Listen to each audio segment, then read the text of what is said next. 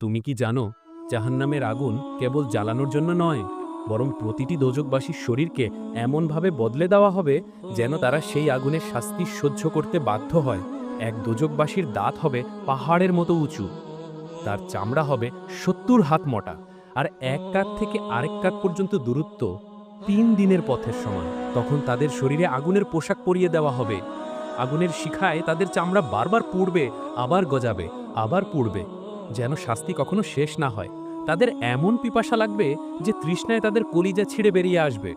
তারা ফেরেশতাদের কাছে পানি চাইবে, কিন্তু তখন তাদেরকে দেওয়া হবে পচা পুজ ও রক্তের পানীয়, যা তাদের মুখ পুড়িয়ে ফেলবে।